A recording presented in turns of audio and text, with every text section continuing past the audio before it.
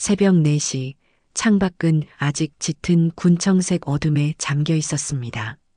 세상의 모든 소음이 숨을 죽인 그 시간에 삐걱이는 소리를 내며 제 몸을 일으켰어요. 72회를 살아온 닳고 다른 무릎이 시큰거렸지만 오늘만큼은 그 통증마저 반가웠습니다. 하나뿐인 제 아들 명진이가 오는 날이었기 때문이죠. 명절을 며칠 앞두고 온 가족이 함께 시골 큰 댁으로 내려가기로 약속한 날이었습니다. 부엌에 희미한 불을 켜자 낡았지만 정갈한 제 작은 왕국이 모습을 드러냈습니다. 가장 먼저 한 일은 밤새 정성껏 핏물을 뺀 갈비를 커다란 냄비에 안치는 것이었어요. 우리 명진이가 세상에서 제일 좋아하는 음식이 바로 이 어미가 끓여주는 달고 짭짤한 갈비찜이었으니까요.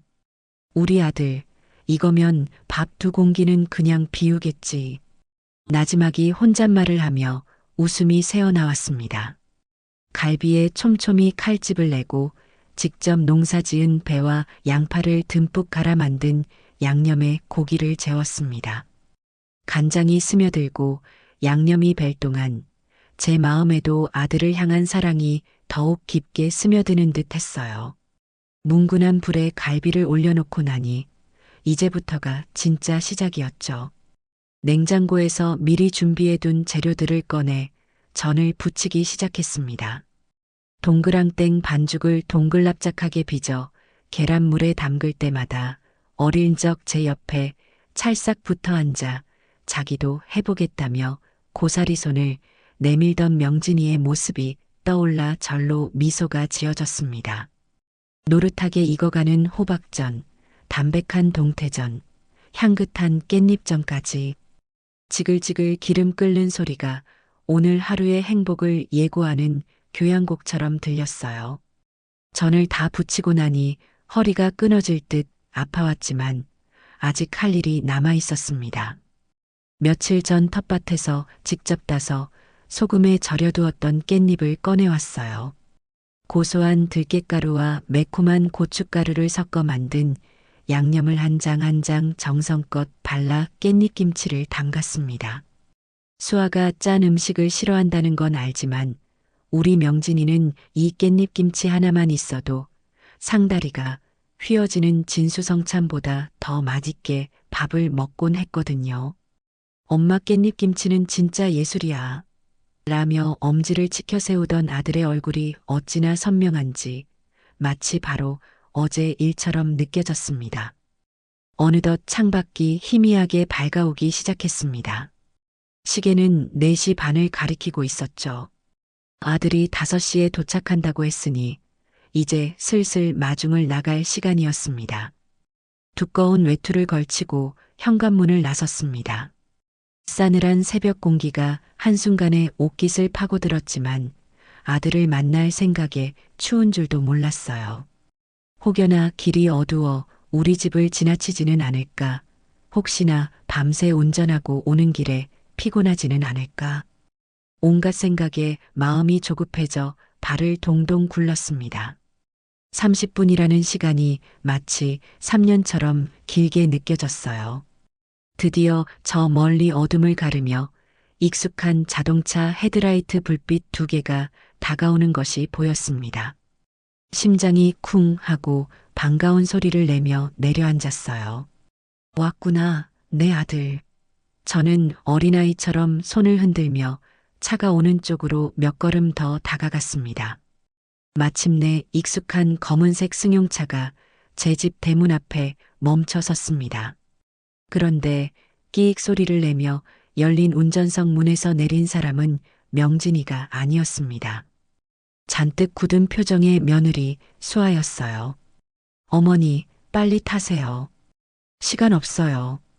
수아는 차에서 완전히 내리지도 않고 문에 몸을 기댄 채로 퉁명스럽게 말했습니다. 마치 제가 아주 귀찮은 짐이라도 되는 듯한 말투였죠. 시동도 끄지 않은 차는 낮은 소리로 으르렁거리며 어서 이 자리를 떠나고 싶다고 아우성치는 것 같았습니다. 저는 애써 실망스러운 마음을 감추고 환하게 웃으며 물었어요. 아이고, 우리 수아. 이 새벽부터 운전하느라 고생이 많구나. 밥은 먹고 나왔니? 차에서 김밥 먹을 거예요. 어서요. 제 안부는 관심 없다는 듯한 며느리의 쌀쌀맞은 대답에 가슴 한쪽이 아려왔습니다. 그때 조수석에서 내린 명진이가 제게 다가오며 말했습니다. 엄마, 오늘 도로 엄청 막힌데 차에서 꾸물거릴 시간이 없어. 빨리 출발해야 늦지 않아. 밤새 잠을 설쳤는지 아들의 얼굴에는 피곤이 가득했습니다. 저는 그 모습이 안쓰러워 얼른 밤새 준비한 음식 보따리를 들어보이며 말했죠. 명진아, 엄마가 너 좋아하는 갈비찜이랑 전 잔뜩 부쳤다. 이거 가지고 가서 차에서라도 좀 먹어. 운전은 수아가 하더라도 너라도 든든하게 먹어야지. 하지만 제 말이 채 끝나기도 전에 운전석에서 며느리의 신경질적인 목소리가 작살처럼 날아왔습니다. 어머니, 그런 거 필요 없어요. 차에서 냄새나고 트렁크에 저희 집 놓을 자리도 없어요.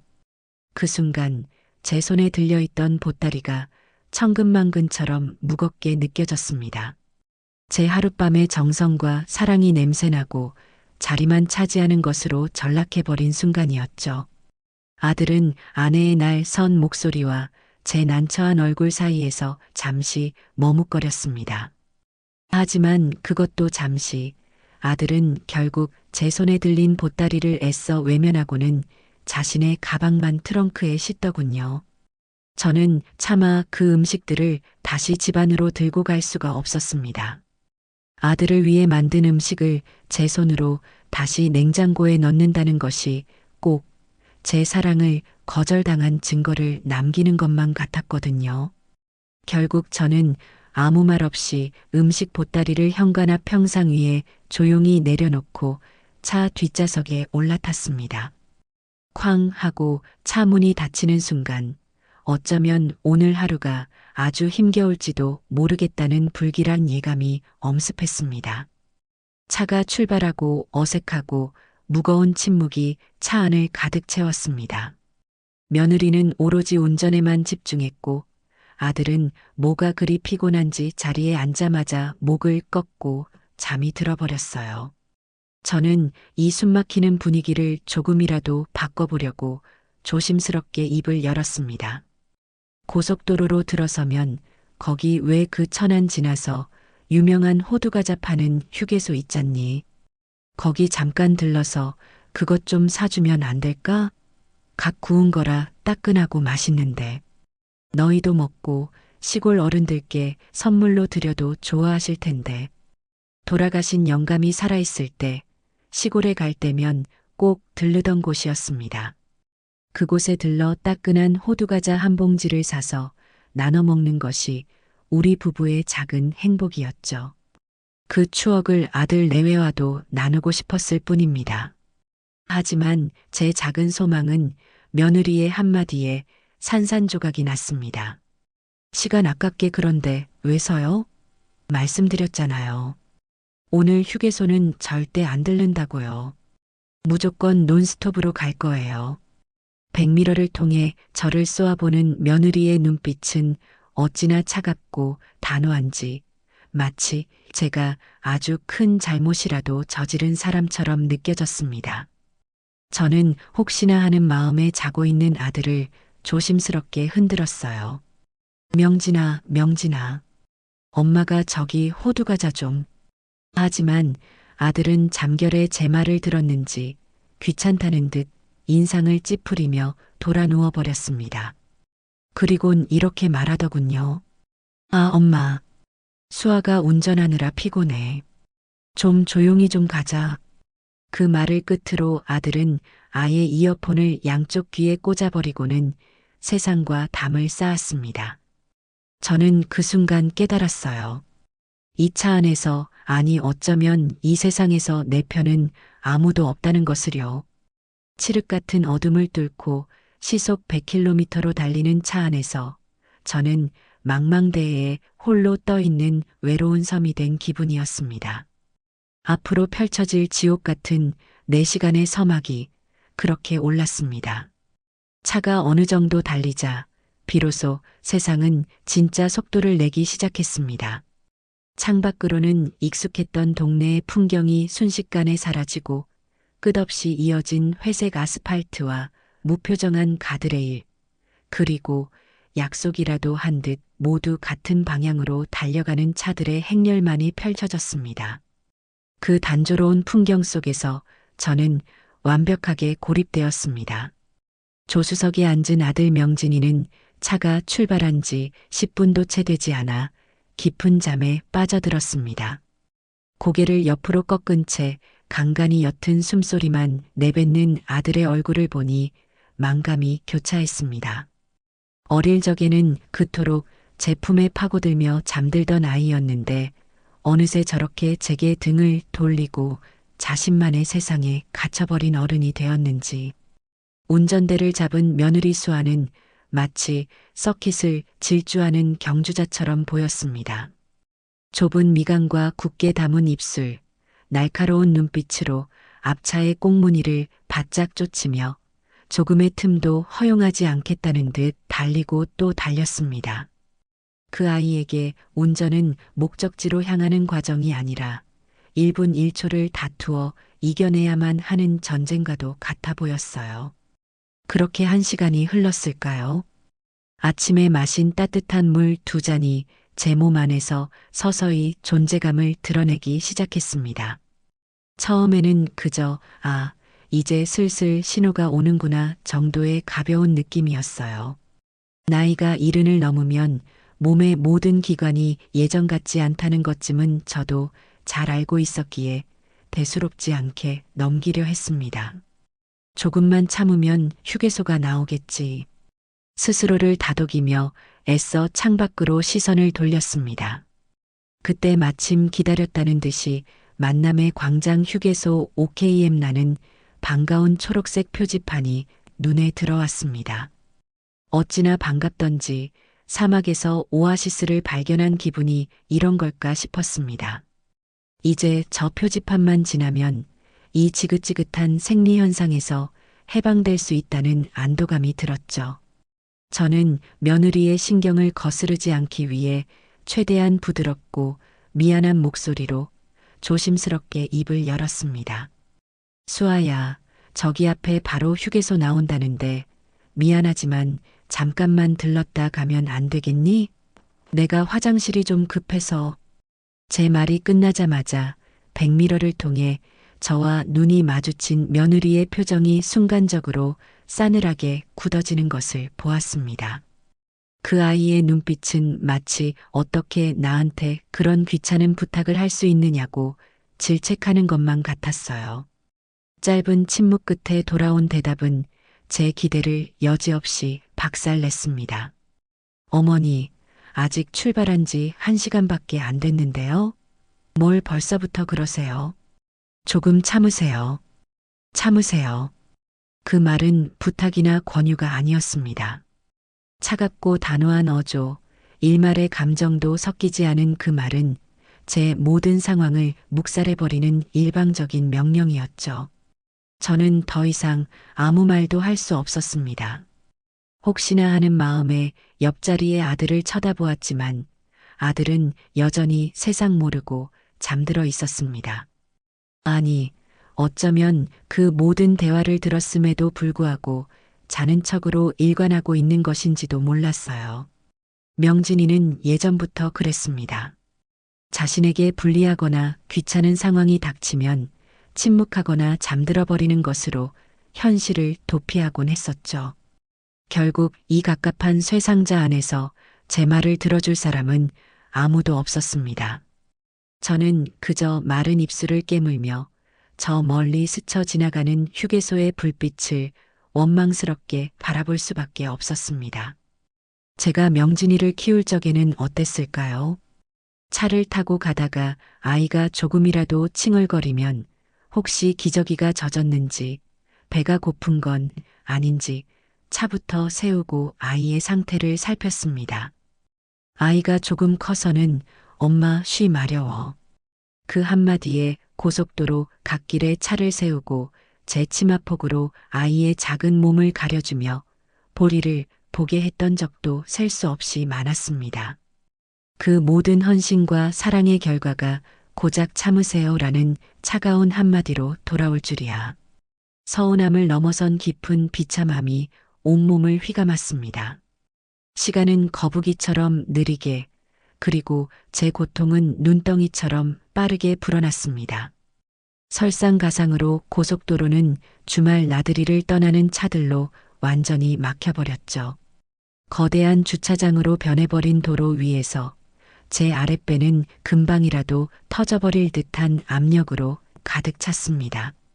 하필이면 오늘 아침 집을 나서기 직전에 먹은 방광염 약이 뒤늦게 원망스러워졌습니다.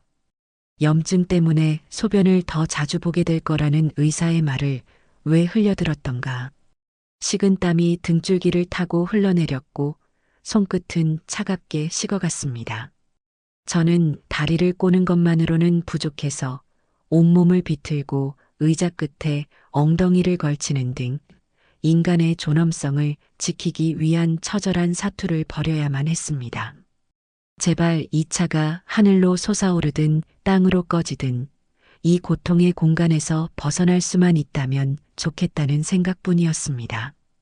결국 저는 마지막 남은 자존심마저 내던지고 거의 울음에 가까운 목소리로 애원하기 시작했습니다.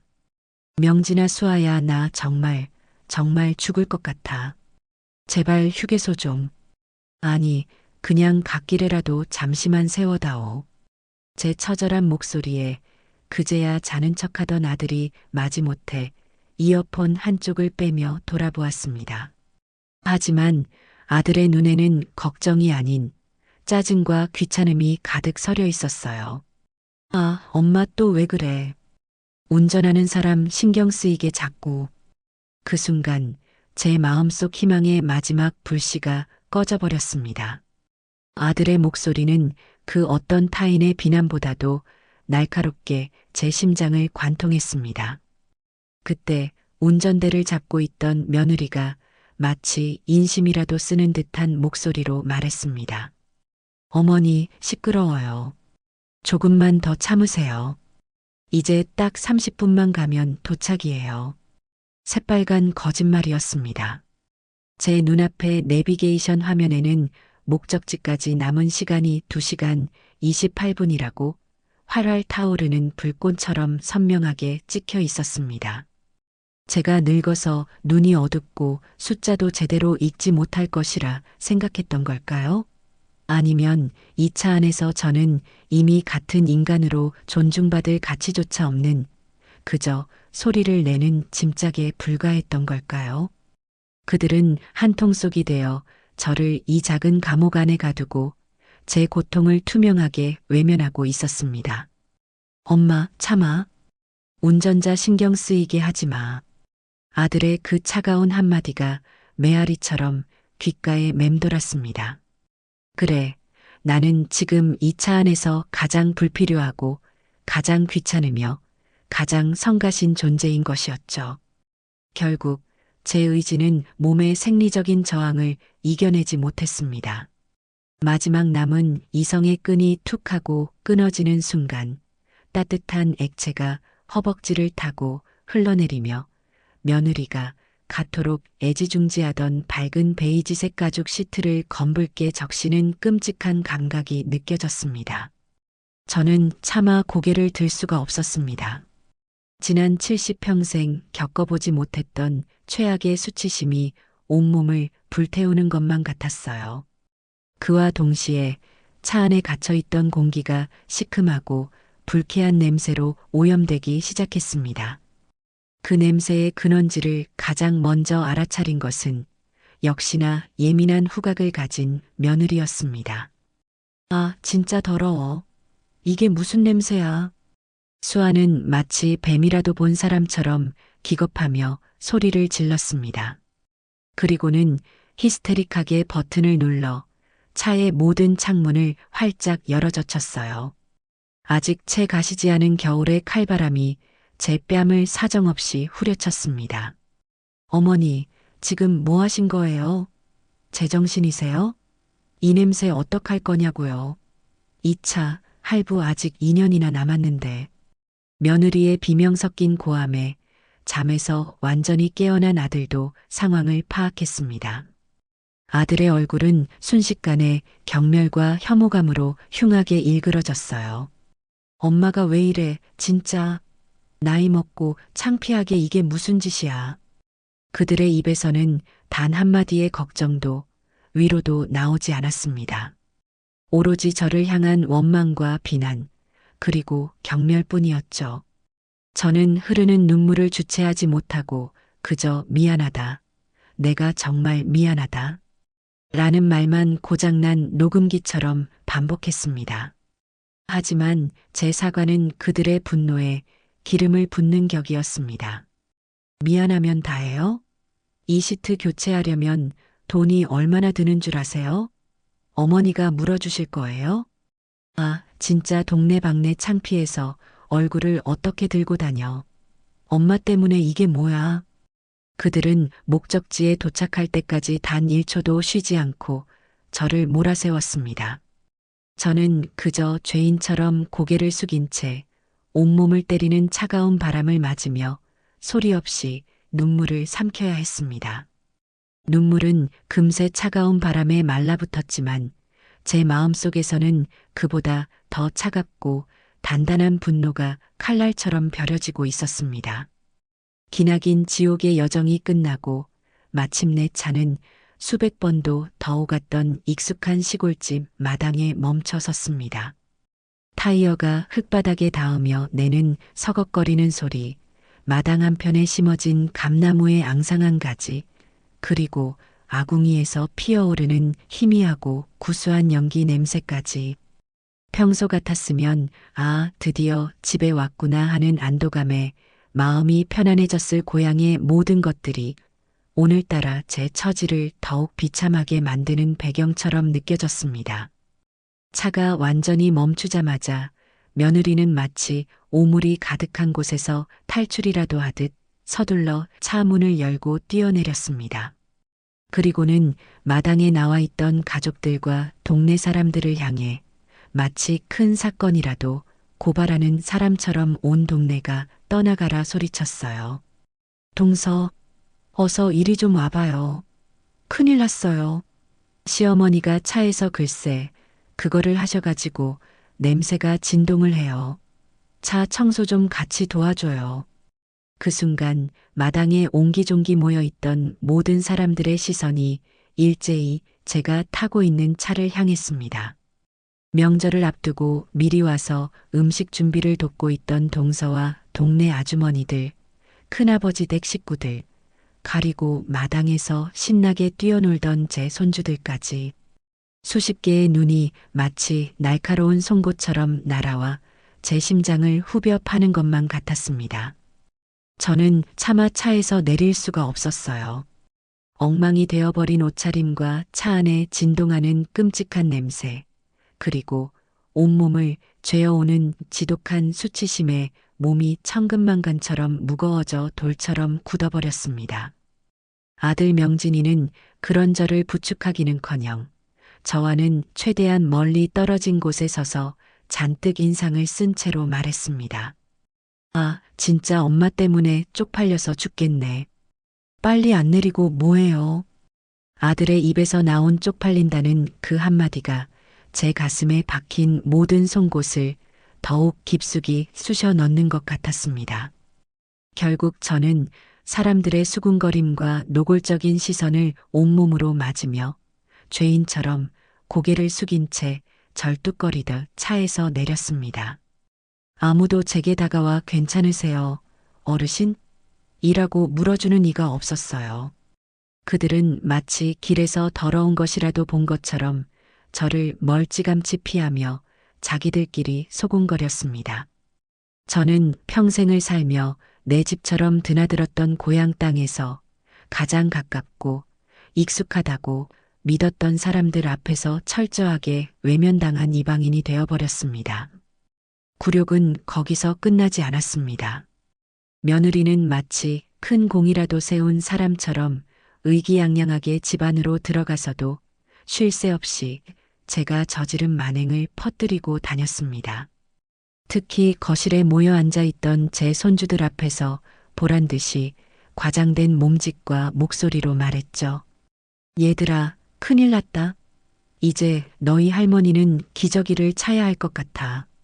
안 그러면 또 아무데나 쉬할지 몰라. 아기처럼 말이야, 아기처럼. 그 말을 들은 7살 배기 막내 손자가 아무것도 모르는 해맑은 얼굴로 제게 다가와 물었습니다. 할머니, 진짜 쉬했어? 왜? 아기들처럼 오줌을 못 가리는 거야? 아이의 순수한 질문이 세상 그 어떤 악의적인 욕설보다 더 아프게 제 심장을 핥히었습니다.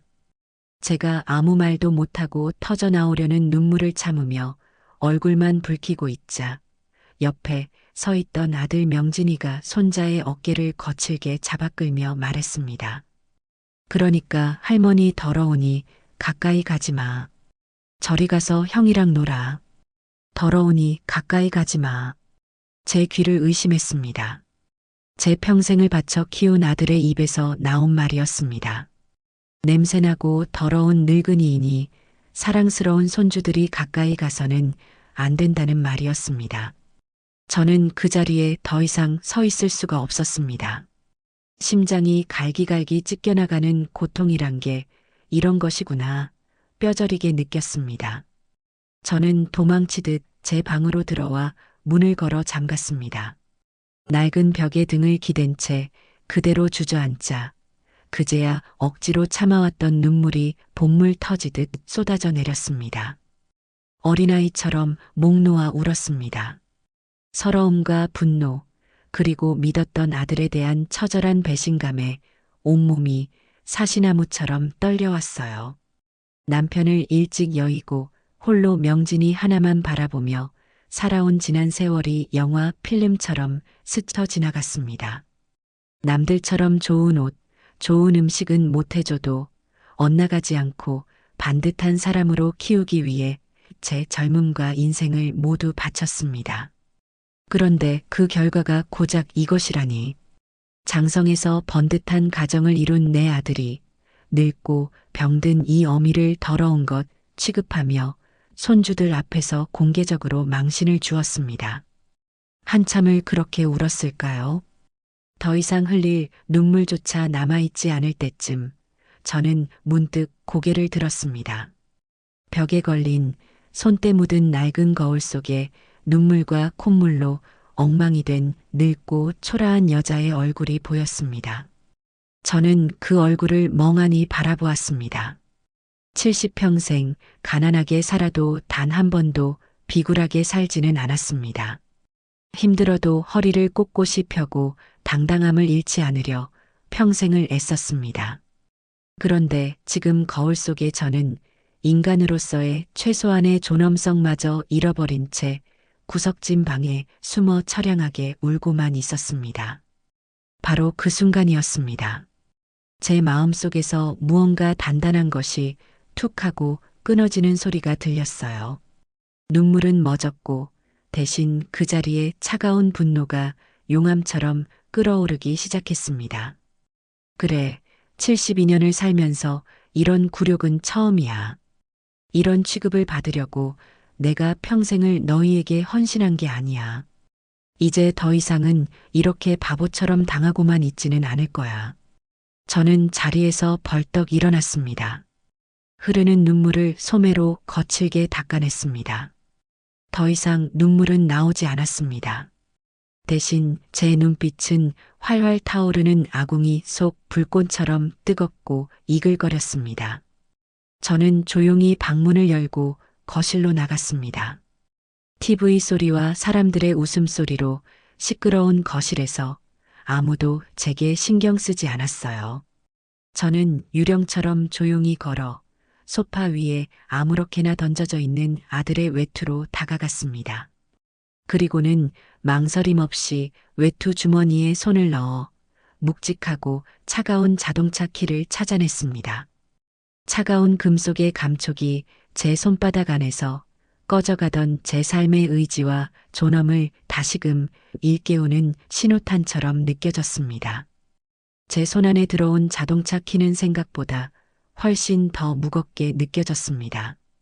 그것은 단순히 차 문을 열고 시동을 거는 쇠붙이가 아니었습니다. 그것은 지난 4시간 동안 저를 옴짝달싹 못하게 올감했던 굴욕의 무게였고 제 아들과 며느리가 저를 하찮게 여긴다는 증거였으며 그리고 이제부터 제가 휘두를 차가운 복수의 칼날이었습니다. 저는 아무도 눈치채지 못하도록 차키를 제 바지 호주머니 깊숙한 곳에 찔러 넣었습니다. 그리고는 아무 일도 없었다는 듯 집안에서 가장 구석지고 어두운 곳에 있는 작은 서재로 향했습니다. 그곳에는 일찍 돌아가신 아버지가 쓰시던 낡은 책상과 함께 우리 집안의 대소사 모든 중요한 서류들을 보관해두는 낡은 자개장이 있었습니다. 아들과 며느리는 제가 늙어서 기억력도 흐릿하고 이런 낡은 서류함의 존재 따위는 까맣게 잊었을 거라고 생각했을 겁니다. 하지만 저는 똑똑히 기억하고 있었어요. 그 안에 무엇이 잠들어 있는지를요. 서재의 삐걱거리는 문을 닫고 나서야 저는 가쁘게 몰아쉬던 숨을 겨우 고를 수 있었습니다. 밖에서 들려오는 시끄러운 웃음소리가 이 문 하나를 사이에 두고 아득하게 멀게 느껴졌습니다. 저는 떨리는 손으로 자개장의 뻑뻑한 문을 열었습니다. 안에서는 오래된 종이와 먼지가 뒤섞인 퀴퀴한 냄새가 풍겨왔습니다. 저는 그 안을 뒤지기 시작했습니다. 낡아 빠진 토지 문서, 빛바랜 흑백 사진이 가득한 앨범, 그리고 온갖 잡동사니들. 한참을 그렇게 뒤진 끝에 마침내 제 손끝에 익숙한 감촉의 파란색 파일 하나가 잡혔습니다. 파일 겉면에는 아들의 글씨체로 박명진 중요 서류라고 쓰여 있었죠. 심장이 쿵쾅거리며 제멋대로 뛰기 시작했습니다. 저는 마른 침을 삼키며 파일을 열었습니다. 각종 공과금 영수증과 보험 서류들, 그리고 계약서 몇 장을 들추자 마침내 제가 찾던 것이 모습을 드러냈습니다. 바로 두껍고 빳빳한 종이로 된 자동차 등록증이었습니다. 저는 등록증을 꺼내 들고 창문으로 스며드는 희미한 저녁 햇살 아래로 가져갔습니다. 제 눈은 다른 곳은 보지도 않고 오직 한 곳에만 고정되었습니다. 소유자 성명이라고 적힌 칸이었죠.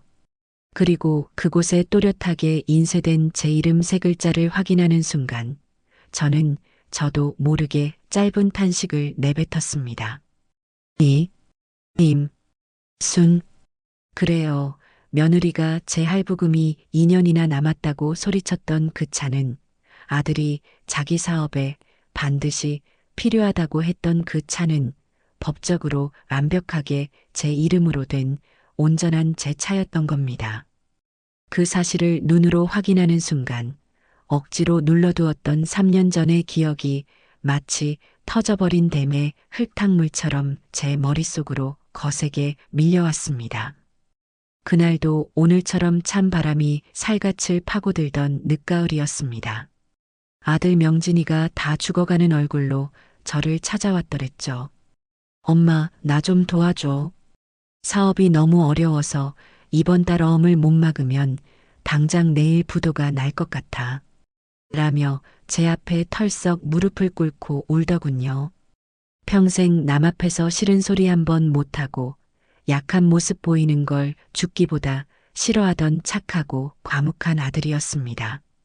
그런 아들이 다 큰 사내가 되어 제 앞에서 눈물을 뚝뚝 흘리며 사정하는데 이 세상 어느 부모가 자식의 그 처절한 모습을 외면할 수 있겠어요.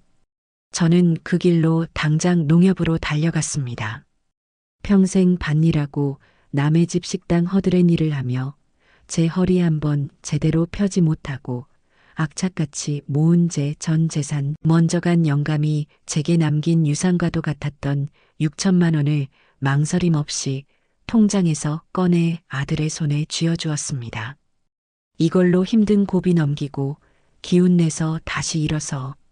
이 어미는 아무것도 필요 없고 너만 믿는다.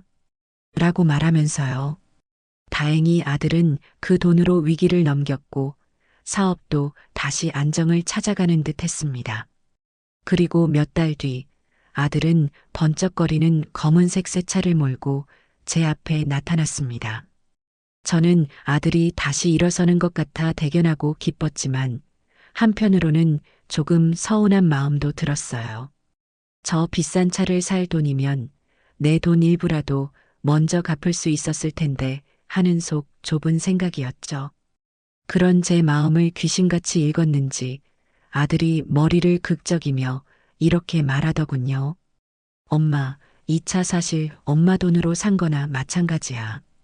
그런데 내가 지금 사업자 명의로 차를 사면 세금이 너무 많이 나와서 말이야. 그래서 말인데 세금 문제도 있고 하니 일단은 엄마 이름으로 해두면 안 될까? 어차피 엄마는 운전도 안 하시니까 상관없잖아. 저는 아들의 말을 콩으로 매주를 쓴다 해도 믿었을 겁니다. 아들이 사업하는데 그게 더 낫다는데 그깟 명예 하나 못 빌려줄까 싶었죠. 하지만 그것이 저를 향한 기만과 무시의 시작일 줄은 꿈에도 몰랐습니다.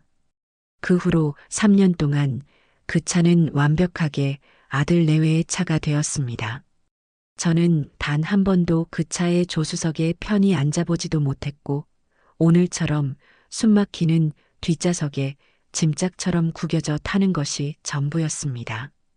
내 피 같은 돈으로 산 내 이름으로 된 차를 나는 단 한 번도 주인으로서 대접받지 못했던 겁니다. 분노가 머리끝까지 치밀어 올라 손이 부들부들 떨렸습니다. 저는 자동차 등록증을 곧게 접어 가슴속 깊이 품고 곧장 동네에서 오랫동안 중고차 매매상을 하는 김 사장에게 전화를 걸었습니다. 제 떨리는 목소리를 애써 감추고 차분하게 말했죠. 김 사장, 나 임순일세. 바쁜가? 다름이 아니라 우리 아들놈이 타는 검은색 차가 한 대 있는데 그거 좀 팔려고 하네. 그거 팔면 얼마나 받을 수 있는지 좀 알아봐 줄 수 있겠나? 김 사장은 차종과 연식을 묻더니 잠시 컴퓨터로 무언가를 조회하는 듯 했습니다. 이윽고 그가 조심스럽게 말했습니다. 어르신, 그 차 주행거리도 짧고 해서 상태가 아주 좋을 텐데요.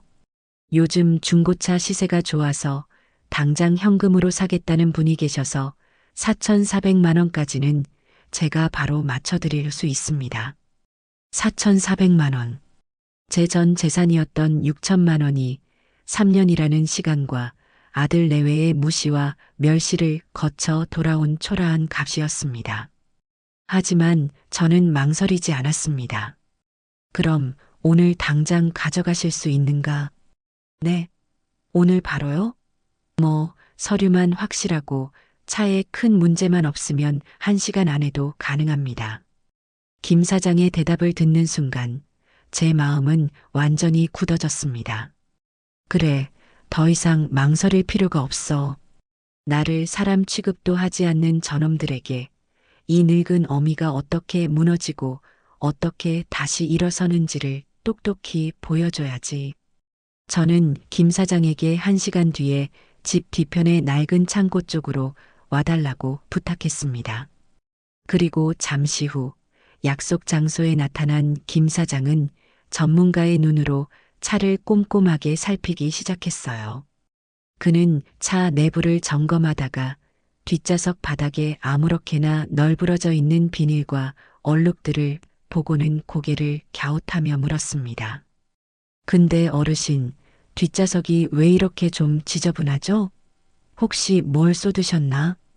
그 말을 듣는 순간 불과 몇 시간 전의 굴욕이 다시 떠올라 얼굴이 화끈거렸습니다. 저는 차마 모든 사실을 말할 수는 없어서 오늘 아침에 오다가 제가 좀 실수를 해서 라고 얼버무렸습니다. 그러자 김 사장이 의아하다는 표정으로 물었어요. 아, 어르신 혼자 운전하고 오셨어요? 이 좋은 차를 직접 모시는구나. 아니, 며느리가 운전하는 차를 타고 왔지. 그런데 휴게소를 안 들렀단 말이에요? 김 사장의 되물음에 저는 그저 씁쓸하게 고개만 끄덕였습니다. 제 표정과 침묵 속에서 모든 것을 읽었는지 김 사장은 아이고, 그건 너무하네요. 어른을 모시고 다니면서 어떻게 그럴 수가 있나? 라며 진심으로 혀를 찼습니다. 전혀 모르는 타인에게서 받은 그 작은 동정과 위로가 제 결심을 더욱 단단하게 못 박아 주었습니다. 그래, 이건 내가 유난스럽고 까다로워서 느끼는 분노가 아니야. 누가 봐도 저들이 잘못한 것이 틀림없어. 저는 김 사장을 똑바로 쳐다보며 말했습니다. 김 사장, 바로 계약서 씁시다. 이 차 당장 내 눈앞에서 치워주게. 김 사장과 마주 앉은 낡은 창고 안은 시간이 멈춘 듯 고요했습니다. 바깥의 소란스러운 세상과는 완벽하게 단절된 이 공간에는 오래된 볏짚의 쿰쿰한 냄새와 차가운 흙냄새, 그리고 희미한 기름 냄새만이 떠다니고 있었죠. 천장에 매달린 늙은 백열등 하나가 힘겹게 뿜어내는 누런 불빛 아래로 김 사장은 제 앞에 두툼한 매매 계약서와 묵직한 인주를 내려놓았습니다. 제 평생에 이런 서류에 도장을 찍어본 기억이라곤 수십 년 전 먼저 간 영감과 함께 이 낡은 시골집의 주인이 되던 날이 마지막이었습니다. 그때는 새로운 삶에 대한 희망과 설렘으로 떨리는 손을 남편과 함께 부여잡고 도장을 찍었더랬죠. 하지만 지금 제 마음을 가득 채우고 있는 것은 희망이 아닌 차갑게 식어버린 강철 같은 분노와 짓밟힌 내 남은 인생을 온전히 되찾고야 말겠다는 비장한 결심이었습니다. 김 사장이 내민 계약서에 깨알같이 박힌 글자들이 흐릿한 눈에는 잘 들어오지 않았습니다. 하지만 단 한 곳, 매도인 서명이라고 적힌 칸 옆에 인쇄된 제 이름 석자, 이임순만은 어찌나 선명하게 보이던지요. 그래, 이것은 내 것이다. 내 젊음과 맞바꾸고 내 허리를 휘게 만들고 내 손을 거칠게 만들었던 그 모든 세월의 대가로 얻어낸 내 것이다. 저는 더 이상 망설이지 않았습니다. 제 평생의 희로애락이 담긴 달고 다른 나무 도장을 주머니에서 꺼내 들었습니다. 영감이 죽기 몇 해 전 당신 이름 석자는 당신이 지켜야지. 라며 직접 파준 도장이었죠. 붉고 진득한 인주를 꾹 눌러 찍었습니다. 그리고는 제 이름 바로 옆칸에 한치의 오차도 없이 제 모든 의지와 분노와 슬픔을 담아온 힘을 다해 내리눌렀습니다. 하얀 종이 위에 번져나가는 선명한 붉은 낙인은 지난 3년간의 굴욕적이고 비참했던 세월에 마침표를 찍고 이제부터 시작될 제2의 인생을 제 손으로 직접 열어젖히는 장엄한 선언과도 같았습니다. 자, 여기 약속한 금액입니다. 한번 확인해 보시죠, 어르신. 계약이 성사되자 김 사장은 마치 비밀스러운 물건이라도 꺼내듯 제 앞에 묵직한 검은색 봉 가방을 열어 보였습니다. 가방 안에는 노란 고무줄로 단정하게 묶인 5만 원권 지폐 뭉치가 마치 금괴처럼 차곡차곡 쌓여 있었습니다. 자그마치 4,400만 원. 제 평생 이렇게 거대한 현금을 제 눈앞에서 마주한 것은 처음이었습니다. 저는 잠시 숨을 삼키고는 떨리는 손으로 돈뭉치를 하나씩 꺼내 세어보기 시작했습니다. 바삭바삭한 새 돈의 감촉, 특유의 잉크 냄새, 그리고 손에 묵직하게 전해져 오는 그 무게감. 이것은 단순히 화폐가 아니었습니다. 이것은 제가 배고픈 시절 먹고 싶은 것을 참아가며 모았던 제 눈물의 값이었고, 아픈 허리를 부여잡고 남의 집 밭일을 나가버렸던 제 고통의 대가였으며, 오늘 아침 차 안에서 속절없이 무너져 내렸던 제 존엄의 가격이었습니다. 돈을 다 세고 난 뒤 저는 김 사장에게 깊이 고개를 숙였습니다. 정말 고맙네, 김 사장. 이 늙은이의 마지막 남은 자존심을 이렇게 찾아줘서 정말 고마워. 김 사장은 그런 저를 보며 손사래를 쳤습니다. 아닙니다, 어르신. 제가 다 속이 시원합니다. 저희 장모님 생각이 나서요. 잘 결정하셨습니다. 그의 진심 어린 위로가 얼음장처럼 차가웠던 제 마음에 작은 온기를 불어넣어 주었습니다. 저는 돈가방을 마치 갓 태어난 아기처럼 소중하게 품에 꼭 껴안고 곧장 읍내에 있는 작은 농협으로 향했습니다.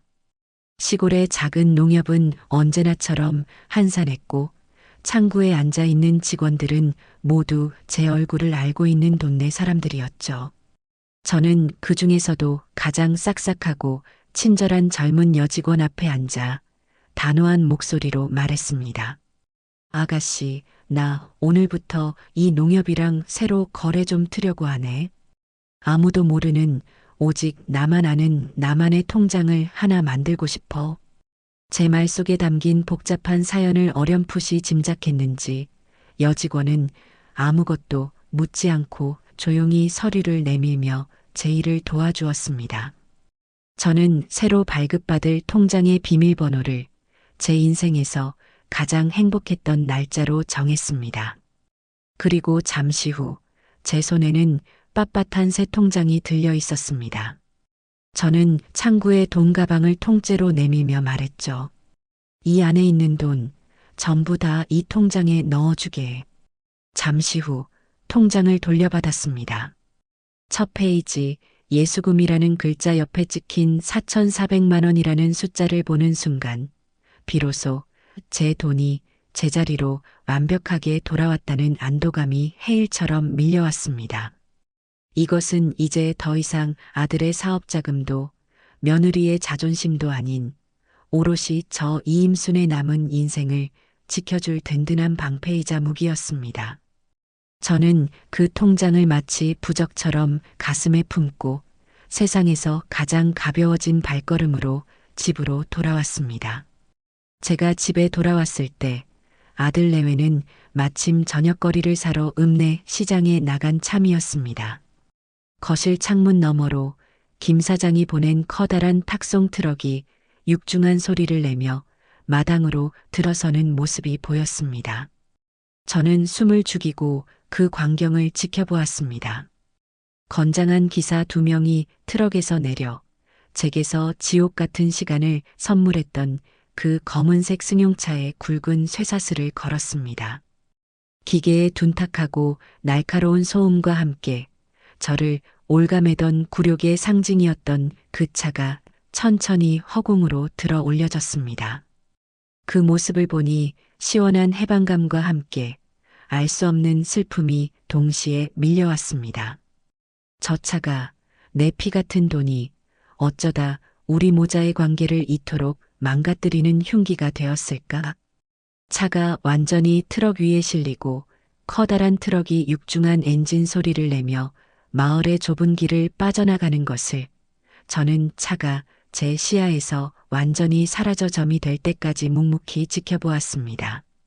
제 인생의 가장 큰 골칫덩어리가 그렇게 제 세상 밖으로 완전히 실려 나가버렸습니다. 어머, 임순이 너 저 차 팔아버린 거니? 저 비싼 걸? 웬일이야? 마침 마당을 지나가던 옆집 박씨 아줌마가 믿을 수 없다는 표정으로 저를 보고 물었습니다. 저는 창문을 활짝 열고 제 평생에 내본 적 없는 유쾌하고 시원한 목소리로 외쳤습니다. 응, 팔았어. 내가 타지도 못하고 나를 사람 취급도 안 하게 만드는 고철 덩어리. 뭐하러 평생 끼고 살아. 속이 다 후련하다. 제 말에 박씨 아줌마가 제 손을 덥석 잡으며 맞장구를 쳤습니다. 잘했다. 아이고, 정말 잘했다. 그 싸가지 없는 며느리. 이번에 버릇 좀 단단히 고쳐줘야지. 나도 어제 우리 며느리가 글쎄 내가 해준 나물이 짠에 싱겁네 하면서 반찬 투정을 하는데 속이 터져서 죽는 줄 알았다고. 내가 내 묵은 체증을 다 풀어주는구나. 박씨 아줌마의 격한 응원에 저는 큰 힘과 용기를 얻었습니다. 그래, 나만 이렇게 참고 사는 게 아니었구나. 세상의 모든 어머니들이 나와 비슷한 서름을 안고 살아가고 있었구나. 이웃의 따뜻한 지지를 얻고 나니 제 행동에 대한 확신이 더욱 바위처럼 단단해졌습니다. 저는 아무 일도 없었다는 듯 저녁상을 차리기 시작했습니다. 일부러 아들이 가장 좋아하는 갈비찜을 남은 것 하나 없이 냄비 가득 푸짐하게 만들었습니다. 아침에 아들을 먹이지 못했던 것이 한이 되어서가 아니었습니다. 이것은 저 어리석은 아들 내외와 인간적인 정을 나누는 마지막 만찬이 될 것이기 때문이었죠. 잠시 후 양손 가득 장바구니를 들고 돌아온 아들 내외는 아무것도 모른 채 식탁에 앉았습니다. 와, 엄마. 역시 엄마 갈비찜이 최고야. 세상에서 제일 맛있어. 오늘 저녁은 아주 포식을 하겠는데? 명진이는 연신 감탄하며 갈비찜을 입안 가득 넣었습니다. 수아도 어머니, 오늘따라 갈비가 더 연하고 맛있네요. 시장하신 줄 알고 걱정했는데 다행이에요. 라며 살갑게 비위를 맞췄죠. 저는 그저 아무 말 없이 온화한 미소를 지으며 아들의 밥그릇 위에 갈비찜을 더 얹어주었습니다. 지금 이 순간의 거짓된 평화가 잠시 후에 닥쳐올 거대한 폭풍의 전조라는 것을 저 가엾고 어리석은 두 사람은 전혀 눈치채지 못하고 있었습니다. 즐겁게 저녁 식사를 마친 아들이 만족스러운 얼굴로 배를 두드리며 말했습니다. 아, 정말 잘 먹었다. 배 터지겠네. 수아야, 우리 이제 슬슬 짐 챙겨서 서울로 올라가 볼까? 그러자 며느리가 소파에 편안하게 기대앉아 턱짓으로 아들에게 당연하다는 듯이 명령했습니다. 응, 그래. 당신이 먼저 나가서 차 시동 좀 미리 켜놓고 따뜻하게 히터도 좀 빵빵하게 틀어놔. 나 오늘 운전하느라 피곤했단 말이야. 아들은 당연하다는 듯 알았어. 라고 대답하며 자리에서 일어나 현관으로 향했습니다. 그리고 정확히 10분 후 아들은 금방이라도 나라를 잃은 사람 같은 얼굴로 귀신이라도 본 사람처럼 헐레벌떡 집 안으로 뛰어들어왔습니다. 마침내 길고 길었던 폭풍이 시작되었습니다. 엄마, 엄마, 차가 없어졌어요. 우리 차가 마당에 세워뒀던 우리 차가 없어졌다고요. 아들 명진이는 거의 비명에 가까운 울음 섞인 소리를 지르며 거실로 뛰어들어왔습니다. 말끔했던 얼굴은 땀과 공포로 하얗게 질려 있었고 떡 벌어졌던 어깨는 잔뜩 움츠러들어 사시나무처럼 떨리고 있었죠. 아마 그 순간 아들의 머릿속에는 도난이라는 두 글자 외에는 아무것도 떠오르지 않았을 겁니다. 식탁에서 느긋하게 과일을 깎고 있던 며느리 수아도 뭐라고 그게 대체 무슨 소리야? 라며 소스라치게 놀라 자리에서 벌떡 일어났습니다. 저는 그 모든 아수라장과 같은 소란 속에서 조금 전 마시던 따뜻하고 구수한 둥글레차를 한 모금 더 마셨습니다. 그리고는 찻잔을 조용히 탁자 위에 내려놓으며 마치 방금 막 라디오에서 흘러나온 동네 소식을 전하기라도 하듯 세상에서 가장 태연하고 평온한 목소리로 말했습니다. 아, 그 차 말이니? 그거 내가 팔았다. 제 나지막한 대답이 거실의 모든 공기를 순간적으로 얼려버렸습니다. 아들과 며느리는 마치 시간이 멈춘 밀랍 인형처럼 입을 떡 벌린 채로 미동도 없이 저를 쳐다보았습니다. 그들의 눈에는 내가 지금 무슨 말을 들은 거지? 하는 극도의 혼란과 불신이 가득 서려 있었죠. 가장 먼저 그 정적을 깨고 현실로 돌아온 것은 며느리였습니다. 수아의 하얗던 얼굴이 서서히 붉은색으로 그리고 다시 시퍼런 분노의 색으로 변해갔습니다. 미쳤어요, 어머니. 지금 제정신이세요? 아니, 지금 농담하시는 거죠? 남의 차를 아니, 우리 차를 왜 어머니 마음대로 팔아요? 그게 우리 전 재산이나 마찬가지인데. 며느리의 찢어지는 듯한 고함이 제 고막을 날카롭게 파고들었지만 저는 눈 하나 깜짝하지 않았습니다. 대신 품속에서 보물처럼 고이 접어두었던 자동차 등록증 사본을 꺼내 그들이 앉아있는 탁자 위로 나뭇잎처럼 팔랑 던졌습니다. 어디 한번 너희 두 눈으로 똑똑히 보려무나. 그 차가 대체 누구의 차인지. 내 이름으로 된 엄연한 내 재산을 내가 팔았는데 그게 뭐가 그렇게 문제라는 것이냐? 수아는 마치 독사라도 본 사람처럼 질겁하며 떨리는 손으로 등록증을 집어들었습니다. 소유자란에 적힌 제 이름, 이임순이라는 세 글자를 확인한 며느리의 얼굴은 이제 주체할 수 없는 분노를 넘어 깊은 절망으로 물들고 있었어요. 그때 넋을 놓고 서 있던 아들이 제 앞에 다가와 거의 울먹이는 목소리로 매달렸습니다. 엄마, 어떻게 엄마가 나한테 이럴 수가 있어. 엄마도 알잖아. 내가 그 차로 사업하는데 당장 내일부터 출퇴근은 어떻게 하고 지방에 있는 거래처는 어떻게 다니라고. 엄마, 제발 나한테 이러지 마. 아들은 제게 모성애와 동정심에 호소하려 했습니다. 하지만 저는 더 이상 아들의 눈물과 변명에 속아 넘어가는 바보 같은 어미가 아니었죠. 저는 자리에서 일어나 아들의 눈을 똑바로 마주보며 제 안에 쌓여있던 모든 울분을 터뜨리기 시작했습니다. 그렇게 너한테 목숨처럼 중요한 차였으면 처음부터 정정당당하게 내 이름으로 샀어야지. 왜 늙은 어미의 이름을 빌려서 나라에 내야 할 세금을 아끼려는 비겁한 짓을 했니? 그래놓고 지난 3년 동안 나는 그 차 한번 편하게 타본 적이 있었더냐?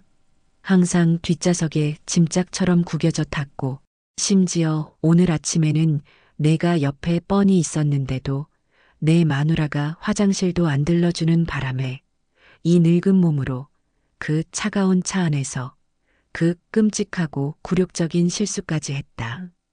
그런데 너는, 내 아들이라는 너는 내 걱정은커녕 나한테 창피하다고 더럽다고 소리만 질렀지. 그런 파렴치한 아들이 이제 와서 내 앞에서 내 사업 핑계를 대는 것이냐? 제 입에서 그날 아침에 끔찍했던 진실이 낱낱이 폭로되자 아들은 마치 거대한 망치로 머리를 한 대 세게 얻어맞은 사람처럼 충격받은 얼굴로 뒷걸음질 치며 말문이 막혀버렸습니다. 그제야 자신이 저지른 잘못의 무게가 얼마나 무거운 것이었는지 어렴풋이나마 깨닫기 시작하는 듯 보였습니다. 하지만 철면피를 쓴 며느리는 여전히 현실을 인정하지 못하고 제게 악을 쓰며 마지막 발악을 했습니다. 그래도 그렇죠. 아무리 어머니 명의로 되어 있다고 해도 실질적으로는 저희가 타고 다닌 저희 차잖아요. 어떻게 저희한테 말 한마디, 상의 한마디 없이 이렇게 독단적으로 차를 팔 수가 있어요. 사전에 저희한테 얘기라도 하셨어야 하는 거 아니에요. 그 뻔뻔하고 이기적인 말에 저는 그만 실소를 터뜨리고 말았습니다. 저는 헛웃음을 지으며 며느리에게 한 걸음 더 다가서며 되물었습니다. 얘기, 상해, 참으로 배꼽 잡을 소리를 하는구나. 좋다, 어디 한번 들어보자. 너희는 오늘 아침 고속도로에서 휴게소에 단 한 번도 들르지 않겠다고 결정하기 전에 내게 사전에 얘기라도 했더냐?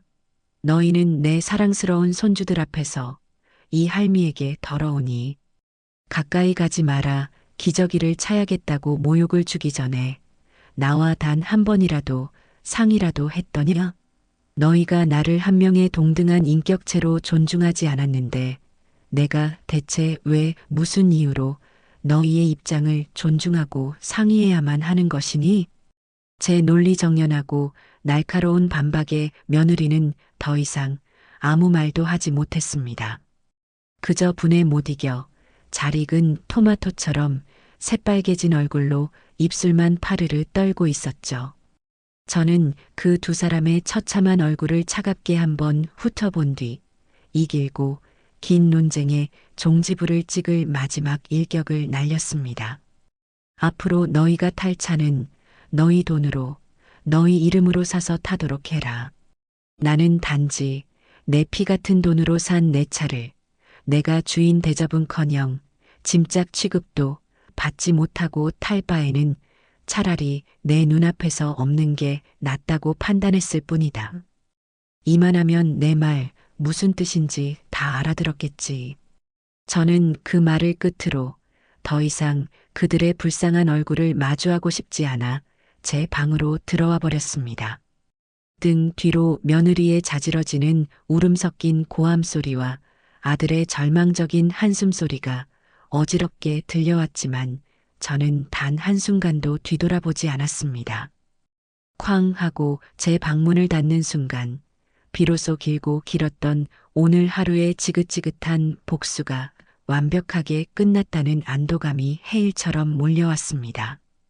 다음 날 아침 시골집의 공기는 마치 깊은 겨울밤의 묘지를 방불케 할 만큼 무겁고 차갑게 가라앉아 있었습니다. 아들과 며느리는 밤새 한숨도 자지 못한 듯 퀭한 눈과 헝클어진 머리를 한 채로 거실 소파에 망부석처럼 앉아 있었죠. 그들은 마치 영혼이라도 빠져나간 사람들처럼 보였습니다. 저는 그런 그들을 일부러 본체만 채하고 느긋하게 부엌으로 들어가 오직 저 자신만을 위한 따뜻하고 정갈한 아침상을 차렸습니다. 보글보글 맛있게 끓인 된장찌개와 텃밭에서 갔다 온 상추, 그리고 어젯밤 미리 지어둔 고슬고슬한 쌀밥. 어젯밤에 화려하지만 가식으로 가득 찼던 저녁상과는 비교도 할 수 없을 만큼 소박한 밥상이었지만 제 인생에서 가장 달고 평화로운 아침 식사였습니다. 식사를 마치고 구수한 숭늉으로 입가심까지 한 뒤 저는 소파에 앉아 있는 아들 내외 앞에 다가가 그들의 남은 삶을 송두리째 뒤흔들어 버릴 폭탄 선언을 시작했습니다. 나 어제 차 판 돈으로 서울 근교에 있는 실버타운에 계약금 걸고 왔다. 이제 나도 여기서 너희한테 구박받고 눈칫밥 먹고 짐짝 취급당하느니 내 돈 내고 대접받으면서 편안하고 떳떳하게 여생을 보내련다. 제 담담한 선언에 아들 명진이가 마치 전기의 감전이라도 된 사람처럼 소스라치게 놀라며 자리에서 벌떡 일어났습니다. 엄마, 실버타운이라니요. 그게 갑자기 무슨 말씀이세요? 왜 그런 중요한 결정을 저희와 상의도 없이 엄마 마음대로 하세요? 아들의 격앙된 목소리에 저는 피식하고 웃음이 나왔습니다. 내 인생 내가 결정하는데 그게 뭐가 그렇게 문제라는 것이니? 그리고 상해? 넌 어제 내 입으로 직접 말했잖니. 엄마 때문에 쪽팔려 죽겠다고. 그래, 이제 그 쪽팔린 엄마는 너희 눈앞에서 영원히 사라져 주마. 그럼 너도 더 이상 동네 사람들 앞에서 나 때문에 쪽팔려서 고개 숙일 일은 없겠지. 잘된 일 아니냐. 제가 아들이 제 가슴에 대모처럼 박았던 말을 그대로 되돌려주자 명진이의 얼굴이 시뻘게 달아올랐다가 이내 잿빛으로 변했습니다. 자신이 무심코 뱉은 말이 얼마나 날카로운 칼이 되어 제 가슴을 후벼 팠었는지 이제야 조금은 깨닫는 모양이었죠. 저는 거기서 멈추지 않고 며느리를 향해 시선을 돌렸습니다. 그리고 앞으로는 명절에도 내 생일에도 그 어떤 날에도 나를 찾아오지 마라. 어차피 내 마누라는 이 먼 시골까지 4시간 넘게 운전하는 거 힘들어서 죽겠다며? 이제 그 힘들게 운전해야 할 차도 없으니 오고 싶어도 못 올 테고 서로에게 이보다 더 잘된 일이 어디 있겠니? 제 말에 옆에서 입을 꾹 다물고 있던 며느리가 마지막 남은 자존심이라도 지키려는 듯 비아냥거리는 투로 끼어들었습니다. 어머니 혼자 그렇게 잘나서 사시면 나중에 나이 더 드셔서 아프실 때 병원은 어떻게 다니시려고요? 저희 자식들 없으면 어떡하시려고 그러세요?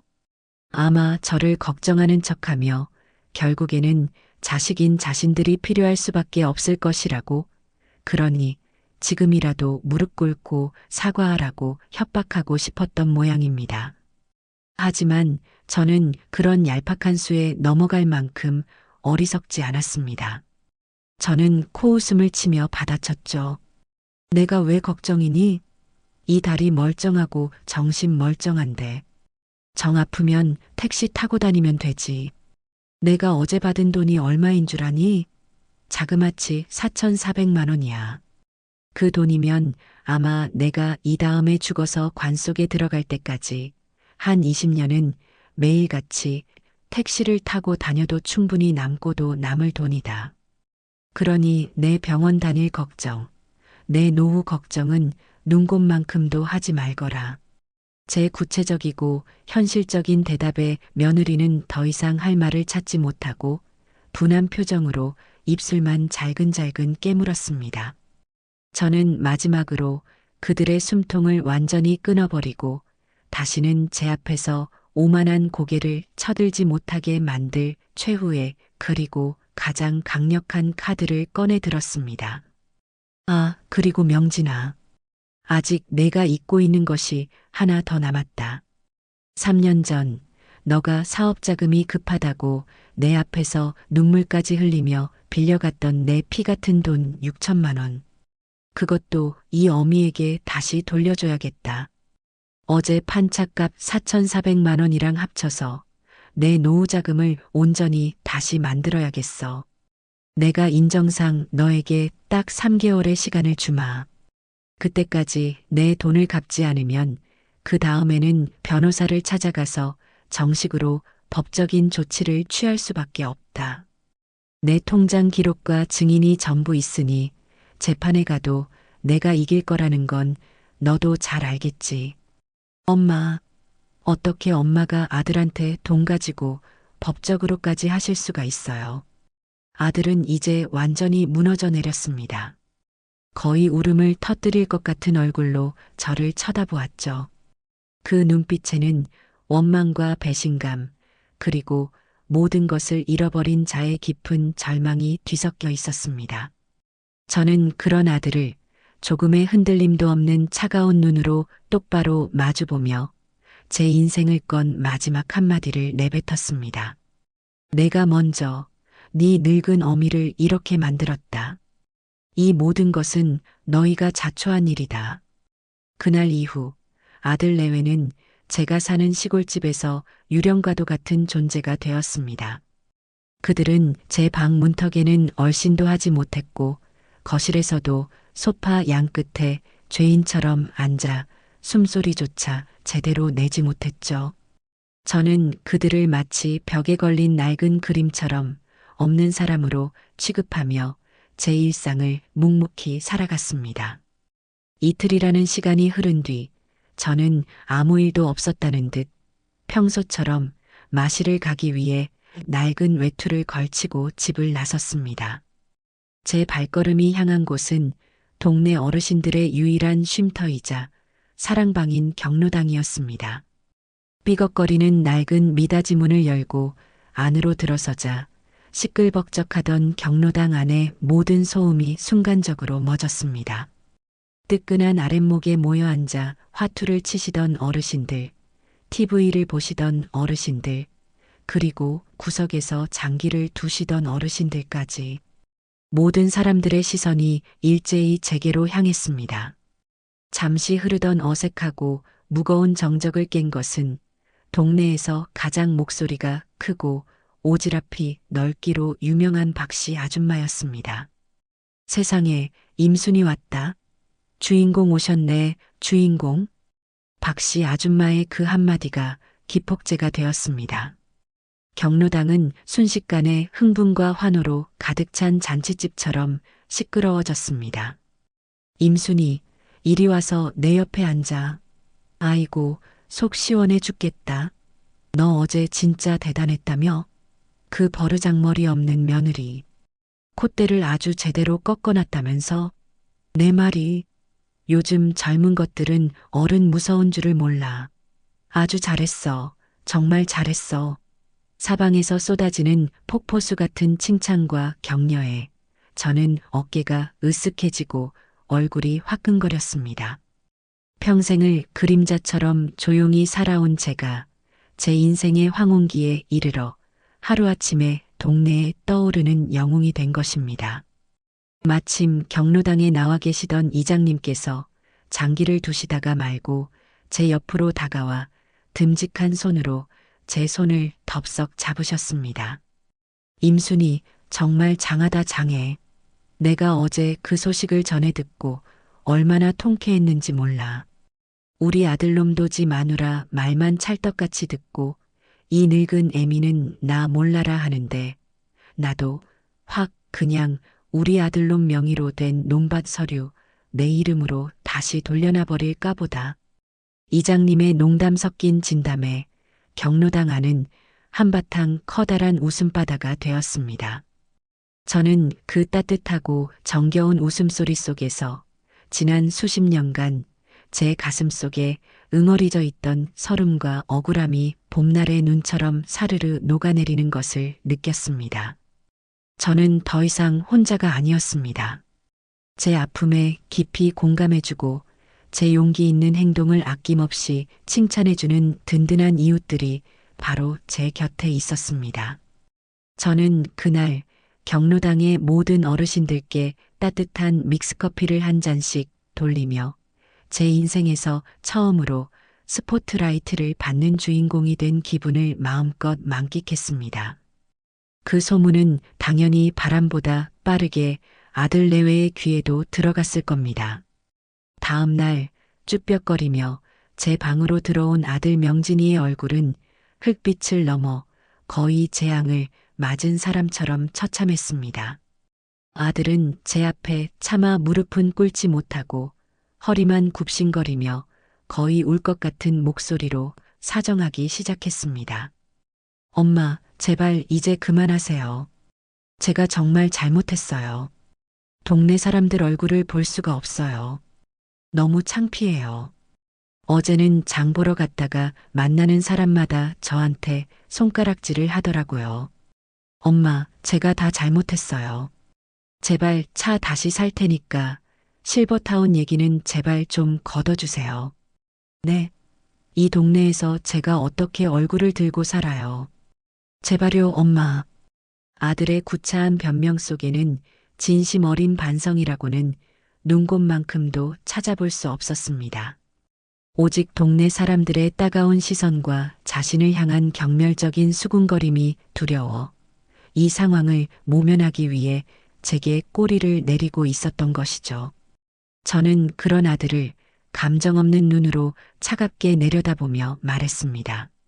이제 와서 창피한 건 아는 모양이구나. 좋다. 그럼 나도 너에게 한번 물어보자.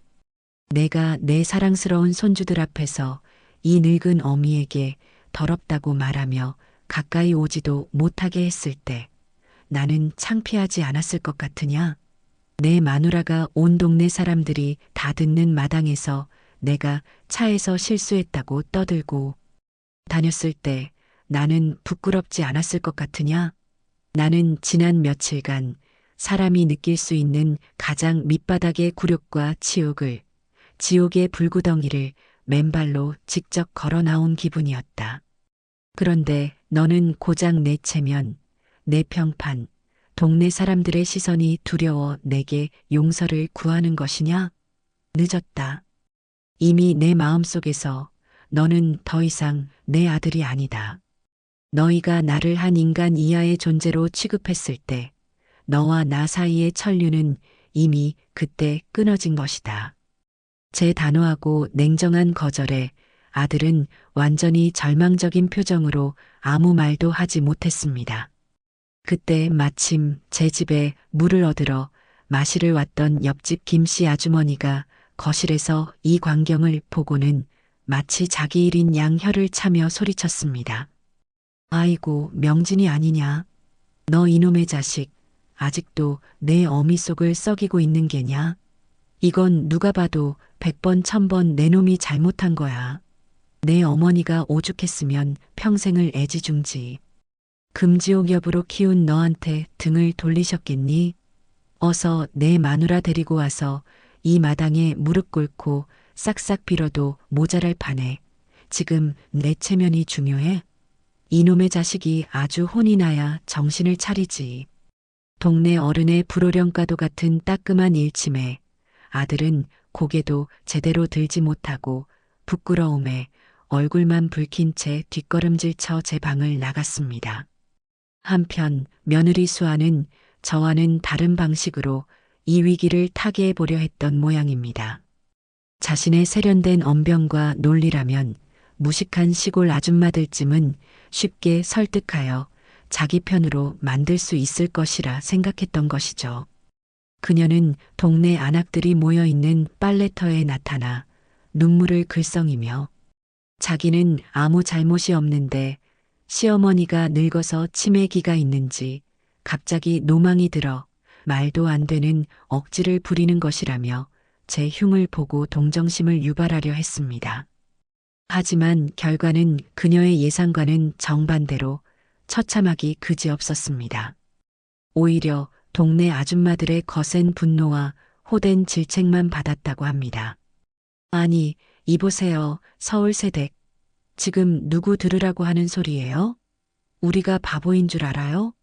임순이 언니가 얼마나 곱고 착한 사람인데 그 언니한테 노망이라니 말이 너무 심한 거 아니에요. 맞아요. 아무리 그래도 그렇지 어떻게 운전하는 며느리가 무서워서 화장실 가고 싶다는 말도 못하고 어른을 4시간 동안이나 차에 가둬놓고 그런 끔찍한 일을 당하게 할 수가 있어요? 그건 사람이 할 짓이 아니지. 어디서 감히 피해자인 척 연기를 하고 있어. 당신이 100번 1000번 잘못한 가해자지. 누가 피해자야? 다시 한번 우리 임순이 언니한테 그따위로 말했다가는 아주 가만 안 둘 줄 알아요. 자신의 편을 들어줄 것이라 굳게 믿었던 동네 아줌마들에게서조차 상상 이상의 역풍을 맞은 며느리는 얼굴이 새빨개져서 그 자리에서 도망치듯 주랭랑을 쳤다고 합니다. 이 작은 시골 마을에서 아들 내외는 완벽하게 그리고 철저하게 고립되었습니다. 그 누구도 그들의 편을 들어주지 않았고 그들이 지나갈 때마다 사람들은 마치 더러운 것이라도 본 것처럼 노골적으로 혀를 차거나 외면했습니다. 결국 그들은 더 이상 그 따가운 시선과 경멸을 버티지 못하고 그날 저녁 마치 야반도주라도 하듯 허둥지둥 짐을 쌌습니다.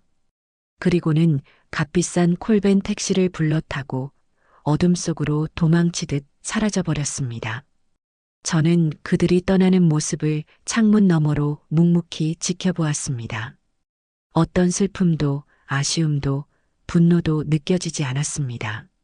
그저 제 인생을 짓누르던 길고 길었던 숙제를 모두 끝마친 듯한 깊고 고요한 평온함만이 제 마음을 부드럽게 감쌌습니다. 서울로 도망치듯 돌아간 아들 내외의 삶은 그들의 기대와는 달리 결코 평탄하지 않았습니다. 오히려 시골 마을이라는 작은 울타리를 벗어나자 그들을 향한 비난과 심판의 강도는 더욱 거세고 혹독해졌습니다. 좁은 시골 마을에서 시작된 소문은 인터넷과 SNS라는 날개를 달고 생각보다 훨씬 더 빠르고 넓게 걷잡을 수 없이 퍼져나갔기 때문이었죠. 명절을 새로 시골에 내려왔던 한 젊은 친척이 아들이 다니는 대기업의 중요한 거래처 직원이었습니다.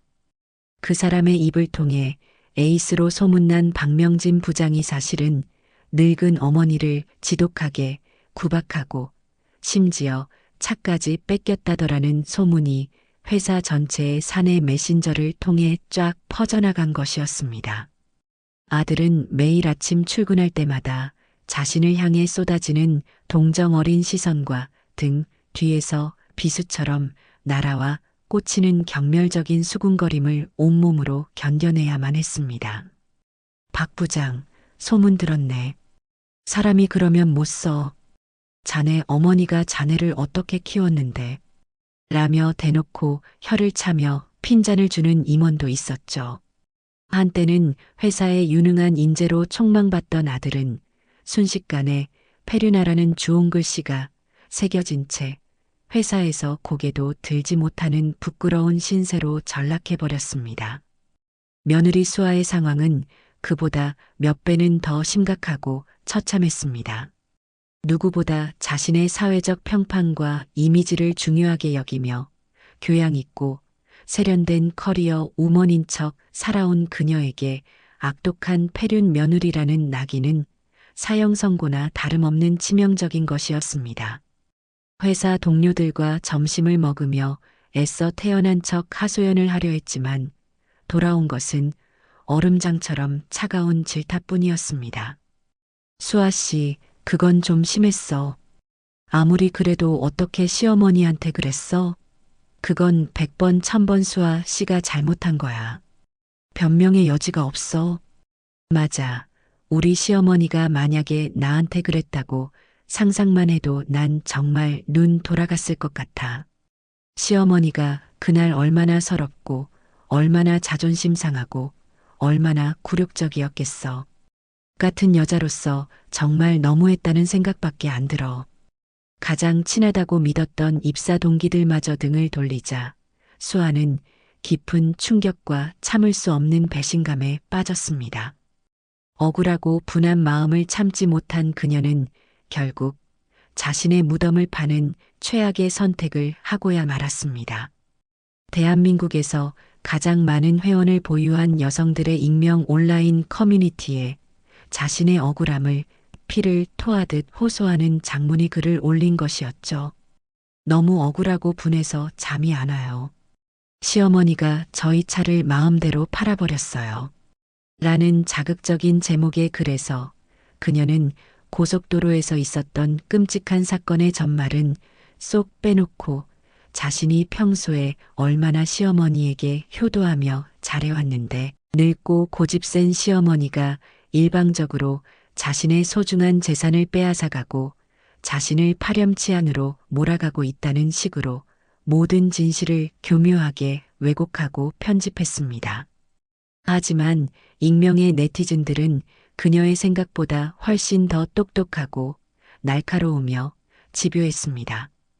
그녀의 글에는 동정과 위로가 아닌 그녀의 거짓말을 간파한 수천 개의 의심과 비난의 댓글이 폭주하기 시작했습니다.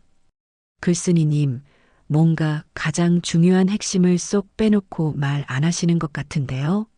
아무리 요즘 시어머니들이 별나다고 해도 아무런 이유 없이 며느리 차를 팔아버리는 시어머니가 세상에 어디 있겠어요.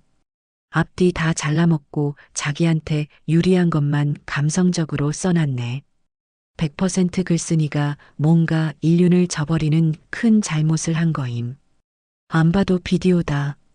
결국 얼마 지나지 않아 그 글을 실시간으로 지켜보던 시골의 젊은 친척 중 한 명이 사건의 모든 전말을 담은 장문의 반박 댓글을 사진 증거와 함께 올려버렸습니다. 이 글쓴이 얼마 전 시어머니 화장실 가고 싶다는 거 4시간 동안 고속도로에서 무시하고 결국 차에서 실수하게 만든 바로 그 악독한 며느리 맞습니다. 그 댓글을 시작으로 온라인 커뮤니티는 완전히 분노의 용광로처럼 들끓기 시작했습니다. 헐, 미친. 대박. 이게 진짜 사실이라고? 글쓴이는 사람이 아니다. 악마다. 4시간? 진짜 정신 나갔네. 젊은 나도 1시간 이상은 못 참는데 연세 드신 분한테 그게 할 짓이냐? 이건 명백한 범죄 수준임. 당장 고소당해도 할 말 없다. 손주들 앞에서 할머니 더럽다고 기저귀 차라고 했다면서요? 당신이 인간이야? 진짜 이 글 읽는 내내 눈물이 다 나네. 시어머니 너무 불쌍해서 어떡해요. 제발 그 차 판 돈 4,400만 원으로 맛있는 거 많이 사 드시고 해외여행도 다니시고 남은 인생 행복하게 사셨으면 좋겠습니다. 글쓴이 같은 자식들은 그냥 없는 셈 치세요. 그게 정신 건강에 이롭습니다. 여론은 완벽하게 그리고 압도적으로 제 편이었습니다. 수아는 순식간에 온라인 세상에서 가장 악랄하고 잔인한 며느리가 되었고 분노한 네티즌 수사대에 의해 그녀의 실명과 회사, SNS 계정까지 일부 유출되는 끔찍한 사태에 이르렀습니다. 결국 그녀는 공포에 질려 글을 삭제했지만 이미 수많은 사람들이 캡처한 그녀의 글과 사건의 전말은 레전드 폐륜 며느리 사건이라는 제목으로 인터넷 세상 구석구석으로 영원히 퍼져나가게 되었습니다. 집으로 돌아온 아들마저 모든 사실을 알게 되자 그녀에게 완전히 등을 돌렸습니다. 수아야, 대체 왜 그랬어? 왜 일을 이 지경으로까지 만든 거야? 이번엔 우리가 정말로 돌이킬 수 없이 잘못한 것 같아. 엄마 나이가 70이 넘어. 평생을 나 하나만 보고 나 하나 잘 되라고 살아오신 분인데 우리가 어떻게 우리 엄마한테 그런 끔찍한 짓을 할 수가 있었을까? 남편의 입에서 나온 첫 원망 섞인 처절한 자책에 며느리는 그 자리에 주저앉아 통곡을 했다고 합니다. 세상 모든 사람이 자신의 적이 되고 가장 사랑하는 남편마저 자신을 경멸의 눈으로 쳐다보는 완전한 고립과 절망감 속에서 그녀는 비로소 처음으로 자신의 행동을 진심으로 되돌아보기 시작했습니다. 내가 정말 그렇게까지 잘못한 건가? 내가 너무했나? 아직 완전한 반성과 뉘우침은 아니었지만 철옹성처럼 단단했던 그녀의 아집과 이기심 그리고 뒤틀린 자존심에 처음으로 아주 작고 가느다란 균열이 생기기 시작한 순간이었습니다. 그렇게 지옥과도 같았던 3개월이라는 시간이 흘렀습니다. 어느덧 뜨거웠던 여름이 지나고 풍성한 수확을 감사하는 민족의 대명절, 추석이 코앞으로 다가왔죠. 저는 올해도 어김없이 홀로 조용히 명절을 보낼 준비를 하고 있었습니다. 아들 내외에게서는 그동안 전화 한 통, 문자 한 통 없었고 저 또한 그들의 소식을 궁금해하지 않았습니다. 이미 제 마음속에서 그들은 더 이상 제 삶의 일부가 아니라고 그렇게 선을 그어버렸으니까요. 추석 전날 저는 마당의 널찍한 툇마루에 앉아 아무 생각 없이 라디오를 들으며 하얀 쌀가루를 익반죽하여 송편을 빚고 있었습니다. 그때였습니다. 낡아서 삐걱거리는 소리가 유난히 큰 대문이 아주 조심스럽게 거의 미동도 없이 열리고 낯선 사람이 마당으로 들어섰습니다. 지난 3개월 동안의 마음고생이 고스란히 드러나는 수척해진 얼굴, 기운 없이 축 처진 어깨, 그리고 금방이라도 울음을 터뜨릴 것 같은 불안한 눈빛, 며느리 수아였습니다. 그녀는 예전에 그 화려하고 자신감 넘치고 당당했던 모습은 온데간데없고 마치 길을 잃고 한참을 헤맨 끝에 겨우 집을 찾아온 어린아이처럼 겁에 질린 얼굴을 하고 있었죠. 그녀는 아무 말 없이 제 앞으로 비틀거리며 다가오더니 제가 송편을 빚고 있던 툇마루 앞 거친 흙먼지가 가득한 마당에 그대로 털썩 무릎을 꿇었습니다. 어머니, 제가 인간이 아니었어요. 제가 정말 잘못했습니다. 어머니, 정말 죽을 죄를 지었습니다. 정말 죄송해요. 며느리는 고개를 들지 못한 채 땅바닥에 이마를 박고 어린아이처럼 엉엉 소리 내어 울었습니다. 그녀의 어깨는 가늘게 그리고 처절하게 떨리고 있었습니다. 지난 3개월 동안 그녀가 겪었을 지독한 고통과 외로움 그리고 뼈저린 후회가 그 눈물 속에 모두 담겨 있는 듯 했습니다. 저는 아무 말 없이 그저 송편을 빚던 손을 멈추고 그녀를 내려다보았습니다.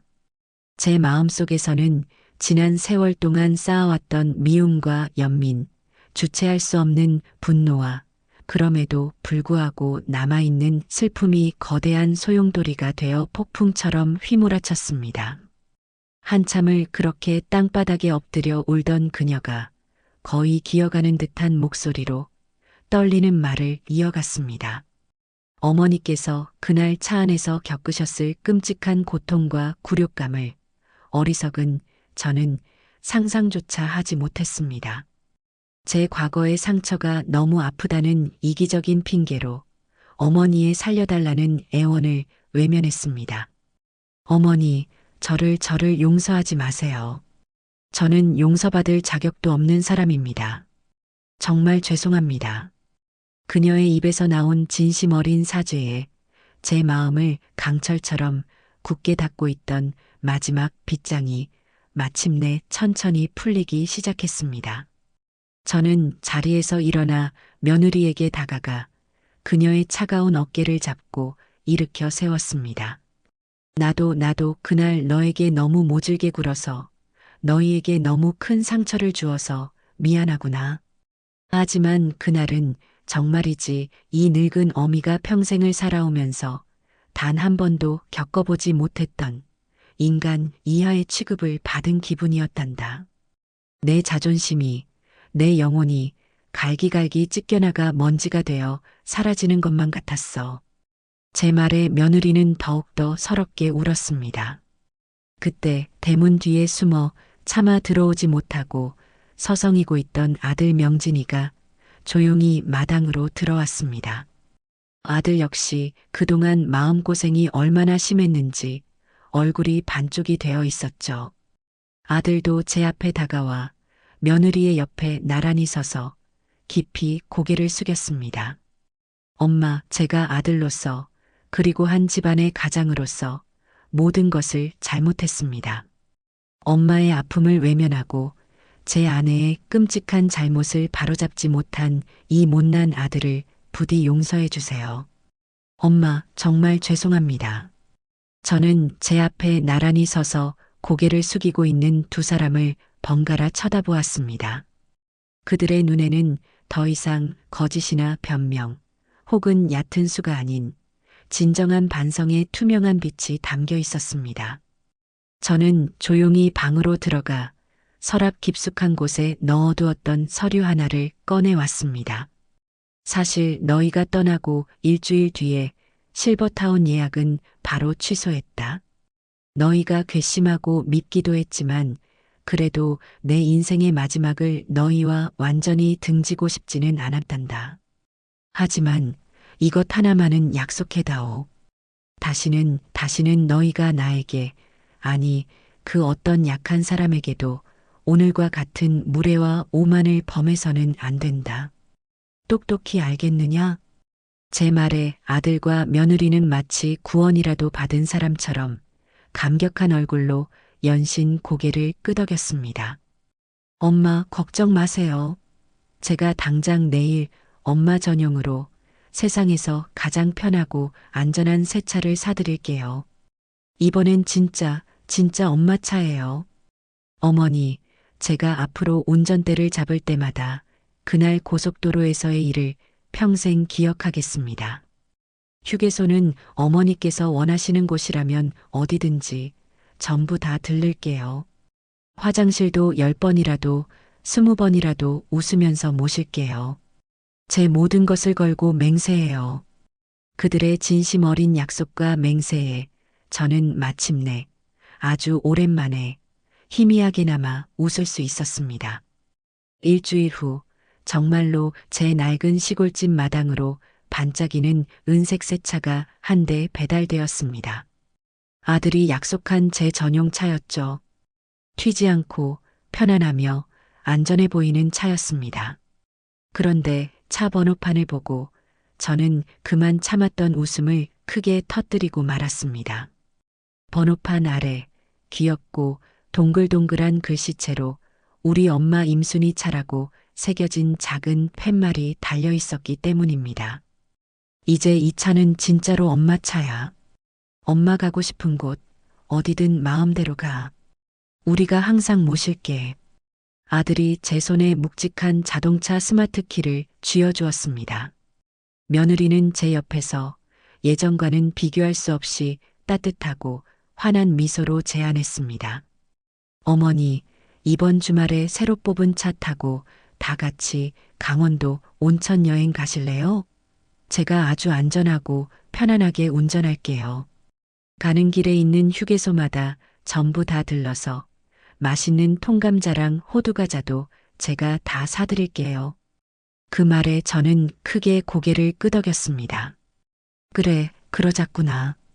이제야, 정말 이제야 우리가 다시 진짜 가족이 된 것 같구나. 제 대답에 아들과 며느리도 저도 모두가 행복하게 웃었습니다.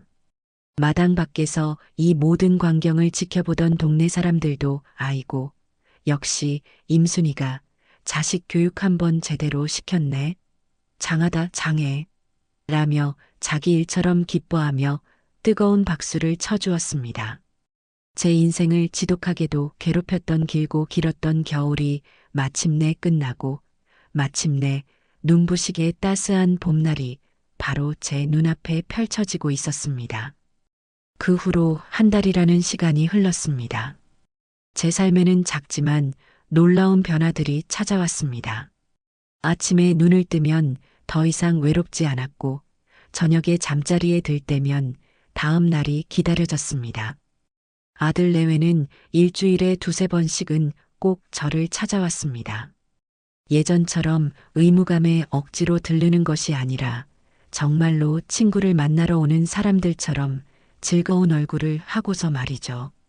며느리 수아는 올 때마다 자기가 새로 배웠다는 건강 요리를 만들어 제게 대접했고 아들 명진이는 거실 전구를 갈아 끼우고 무거운 짐을 옮기는 등 집안의 굳은 일을 도맡아 했습니다. 저희 세 사람은 잃어버렸던 지난 3년의 시간을 보상이라도 받으려는 듯 함께 웃고 함께 이야기하고 함께 식사하며 서서히 그리고 단단하게 진짜 가족이 되어가고 있었습니다. 그리고 마침내 며느리가 약속했던 온천 여행을 떠나는 날이 밝았습니다. 저는 그 전날 밤 어린 시절 소풍을 기다리는 아이처럼 설레는 마음에 잠을 설쳤습니다. 다음 날 아침 제가 새벽같이 일어나 부산을 떨며 준비를 하고 있자 약속 시간보다 30분이나 일찍 아들 내외가 시골집에 도착했습니다. 어머니, 저희 왔어요. 아직 준비 다 안 하셨으면 천천히 하세요. 시간은 아주 많아요. 활짝 웃으며 들어서는 며느리의 손에는 따뜻한 김이 모락모락 피어오르는 보온병이 들려 있었습니다. 어머니, 제가 아침에 직접 끓인 우엉차예요. 혈액순환에 좋다고 하더라고요. 차에서 드시면서 가세요. 수아는 제게 보온병을 건네주고는 제가 입으려던 외투를 자연스럽게 받아들어 제 어깨에 걸쳐 주었습니다. 아들 명진이는 그 사이 마당으로 나가 임순이 차의 타이어 공기압을 체크하고 워셔액을 보충하는 등 우리의 첫 여행을 위한 만반의 준비를 하고 있었죠. 그 모든 풍경이 마치 꿈처럼 비현실적이면서도 가슴 벅차게 따뜻했습니다. 자, 어머니. 오늘의 주인공이시니 당연히 가장 편한 조수석에 앉으셔야죠. 아들은 차 문을 열어주며 제 등을 조심스럽게 받쳐주었습니다. 푹신하고 널찍한 조수석에 앉자 정말이지 세상을 다 가진 기분이었습니다. 며느리는 운전석에 앉아 저를 돌아보며 상냥하게 물었습니다. 어머니, 춥지는 않으세요? 히터 온도는 괜찮으세요? 그리고 어떤 음악 좋아하세요? 제가 어머니 좋아하시는 트로트 메들리로 잔뜩 준비해 왔어요. 차 안에는 제가 가장 좋아하는 가수의 구성진 트로트 가락이 울려 퍼지기 시작했고 히터에서는 제 무릎을 따뜻하게 데워주는 훈훈한 바람이 솔솔 불어왔습니다. 아들은 뒷좌석에서 저희에게 간식을 나눠주고 창밖 풍경을 설명하며 쉴 새 없이 말을 걸었습니다. 예전에 그 숨막히는 침묵과 냉기가 흐르던 지옥의 차는 이제 어디에도 없었습니다. 임순이 차는 세상에서 가장 안전하고 가장 편안하며 가장 따뜻한 공간이 되어 우리를 싣고 행복을 향해 달리기 시작했습니다. 차가 고속도로에 진입하고 1시간쯤 지났을 때였습니다. 제 몸에서는 아무런 신호도 오지 않았지만 제 마음속에서는 작은 긴장감이 피어올랐습니다. 휴게소라는 세 글자가 제 머릿속을 맴돌았기 때문이죠. 그때였습니다. 제 마음을 읽기라도 한 듯 며느리가 백미러로 저와 눈을 맞추며 활짝 웃었습니다. 어머니, 마침 앞에 휴게소 나오는데 잠깐 들렀다 갈까요? 제가 갑자기 따끈한 어묵 국물이 먹고 싶네요. 며느리는 제게 화장실에 가고 싶냐고 묻는 대신 자신이 무언가를 하고 싶다는 핑계로 제 마음을 편안하게 해주었습니다. 그 깊은 배려심에 코끝이 찡해졌습니다. 며느리는 제 대답을 듣기도 전에 아주 자연스럽고 부드럽게 방향 지시등을 켜고 휴게소로 핸들을 돌렸습니다. 우리가 멈춰선 휴게소는 3개월 전 제가 그토록 가고 싶어 했던 돌아가신 영감과의 추억이 깃든 바로 그곳이었습니다. 차에서 내리자 고소하고 달콤한 호두과자 냄새가 가장 먼저 저를 반겼습니다. 엄마, 저기 호두과자 파네. 내가 얼른 가서 제일 맛있는 걸로 사올게. 아들은 마치 어린아이처럼 신이 나서 호두과자 가게로 달려갔습니다. 며느리는 제 팔짱을 다정하게 끼고는 어묵 가게로 저를 이끌었죠. 어머니, 국물 맛이 아주 끝내줘요. 하나 드셔보세요. 저희는 마치 세상에서 가장 행복한 가족처럼 휴게소 벤치에 나란히 앉아 뜨끈한 어묵과 달콤한 호두과자를 나눠 먹었습니다. 아들은 제 입에 호두과자를 넣어 주었고 며느리는 제 옷에 국물이 튈까봐 냅킨을 받쳐주었습니다. 그 평범하고 소박한 순간이 제 인생에서 가장 값비싼 보석처럼 반짝였습니다. 저는 잠시 눈을 감고 하늘에 있는 영감에게 조용히 말을 걸었습니다. 여보, 보고 있소? 우리 명진이 이제 철들었나 보오. 당신이 봤으면 얼마나 좋아했을까. 휴게소를 떠나 다시 길을 나선 차 안에서 우리는 처음으로 지난날의 상처를 조심스럽게 꺼내 놓았습니다. 며느리가 먼저 입을 열었죠. 어머니, 지금 돌이켜보면 제가 그때 왜 그렇게 시간에 집착했는지 모르겠어요. 그깟 사진 몇 장 찍는 게 뭐라고, 그깟 약속 시간이 뭐라고 가장 소중한 걸 놓치고 있었는데 말이에요. 아들도 무거운 목소리로 말을 받았습니다. 저는 비겁한 방관자였어요, 엄마. 모든 게 잘못되어 가고 있다는 걸 알면서도 제 한 몸 편하자고 엄마의 고통을 외면했어요. 평생을 반성하며 살게요. 저는 그런 두 아이를 따뜻한 눈으로 바라보며 말해주었습니다. 지난 일은 이제 다 잊어버리자. 사람도 자동차도 때로는 완전히 멈춰서고 완전히 고장이 나봐야 어디가 잘못됐는지 알게 되는 법이란다. 우리 가족은 그냥 아주 크게 한번 고장이 났던 것뿐이야.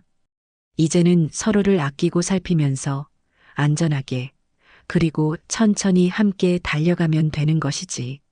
마침내 도착한 온천은 고즈넉하고 평화로웠습니다.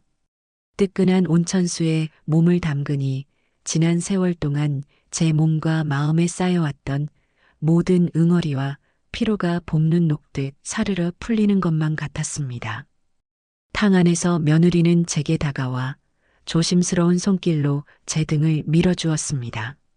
따뜻한 물과 함께 며느리의 진심 어린 사과가 제 등 위로 흘러내렸습니다. 그것은 100마디의 말보다 더 깊은 진정한 용서와 화해의 의식이었습니다. 온천욕을 마치고 우리는 산의 아름다운 풍경이 내다보이는 찻집에 나란히 앉아 향긋한 대추차를 마셨습니다. 노을이 붉게 물들어가는 하늘을 바라보며 저는 제 인생이 이토록 평온하고 행복하게 마무리될 수 있다는 사실에 깊이 감사했습니다. 어머니, 다음 달에는 단풍 구경 가실래요?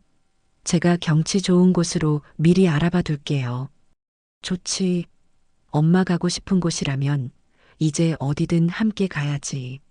며느리의 제안에 아들이 맞장구를 쳤습니다. 저는 그저 아무 말 없이 세상에서 가장 행복한 미소를 지으며 고개를 끄덕였습니다. 제 옆에는 과거의 상처를 딛고 진정한 어른으로 성장한 아들과 차가운 이기심 대신 따뜻한 배려심을 품게 된 며느리가 든든하게 앉아 있었습니다. 우리는 더 이상 서로에게 상처를 주는 위태로운 가족이 아니었습니다. 이제 우리는 서로의 속도에 맞춰 기꺼이 멈춰주고 서로의 말에 귀 기울여주며 같은 곳을 바라보고 함께 달릴 준비가 된 세상에서 가장 튼튼하고 안전한 우리라는 이름의 가족이었습니다. 저 멀리 수평선 너머로 지는 해를 바라보며 저는 확신할 수 있었습니다. 우리의 가장 좋은 날들은 바로 지금부터 시작이라는 것을요.